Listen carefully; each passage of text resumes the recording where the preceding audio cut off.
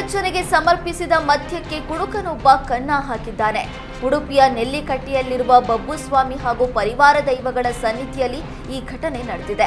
ವಾರ್ಷಿಕ ನೇಮೋತ್ಸವದ ವೇಳೆ ಕೊರಗಜ್ಜನಿಗೆ ಹರಕೆ ರೂಪದಲ್ಲಿ ಸಮರ್ಪಿಸಲಾಗಿದ್ದ ಮದ್ಯಕ್ಕೆ ವ್ಯಸನಿ ಕನ್ನ ಹಾಕಿದ್ದು, ನೂರಾರು ಭಕ್ತರು ನೆರೆದಿದ್ದ ವೇಳೆ ಭಕ್ತರ ನಡುವೆ ಬಂದು ಮದ್ಯಕ್ಕೆ ಕನ್ನ ಹಾಕಿದ್ದಾನೆ.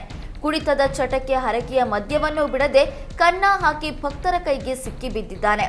ಈ ಹಿಂದೆಯೂ ಹಲವು ಕಡೆ ಇದೇ ರೀತಿ ಕಳ್ಳತನ ಮಾಡಿ ಸಿಕ್ಕಿಬಿದ್ದಿದ್ದು, ನೆರೆದಿದ್ದ ಭಕ್ತರು ಕಳ್ಳತನ ಮಾಡದಂತೆ ಎಚ್ಚರಿಕೆ ನೀಡಿ ಕಳುಹಿಸಿದ್ರು. ಉಡುಪಿ ಕುಂದಾಪುರದಿಂದ ಕುಂಭಮೇಳಕ್ಕೆ ತೆರಳಿ ವಾಪಸ್ಸಾಗುವಾಗ ಯಾತ್ರಿಗಳು ಇದ್ದ ರೈಲಿನ ಮೇಲೆ ದುಷ್ಕರ್ಮಿಗಳು ದಾಂಧಲೆ ಮಾಡಿದ್ದಾರೆ. ಯುಪಿಯಿಂದ ಟ್ರೈನ್ ವಾಪಸ್ ಬರುವಾಗ ಮಧ್ಯರಾತ್ರಿ ಏಕಾಏಕಿ ಸಿಕ್ಕ ವಸ್ತುಗಳಿಂದ ಟ್ರೈನ್ ಮೇಲೆ ದಾಳಿ ನಡೆಸಿದ್ದಾರೆ. ಘಟನೆಯಿಂದ ಗಾಬರಿಗೊಳಗಾದ ಯಾತ್ರಿಗಳು ತಕ್ಷಣ ಉಡುಪಿ ಚಿಕ್ಕಮಗಳೂರು ಲೋಕಸಭಾ ಕ್ಷೇತ್ರದ ಸಂಸದರಾದ ಕೋಟ ಶ್ರೀನಿವಾಸ್ ಪೂಜಾರಿ ಅವರಿಗೆ ಕರೆ ಮಾಡಿದ್ದಾರೆ. ಘಟನೆ ಬಗ್ಗೆ ಮಾಹಿತಿ ಪಡೆದ ಸಂಸದರು ರಾಜ್ಯ ರೈಲ್ವೆ ಸಚಿವರನ್ನ ಸಂಪರ್ಕಿಸಿ ಕಿಡಿಗೇಡಿಗಳ ದುಷ್ಕೃತ್ಯ ಕುರಿತು ಮಾಹಿತಿ ನೀಡಿ ಭದ್ರತೆ ನೀಡುವಂತೆ ಮನವಿ ಮಾಡಿದ್ದಾರೆ. ತಕ್ಷಣ ಸ್ಥಳಕ್ಕೆ ಬಂದ ರೈಲ್ವೆ ಪೊಲೀಸ್ ಅಧಿಕಾರಿ ಹಾಗೂ ಸಿಆರ್ಪಿ ತಂಡ ಪರಿಸ್ಥಿತಿಯನ್ನ ಹತೋಟಿಗೆ ತೆಗೆದುಕೊಂಡಿದ್ದಾರೆ.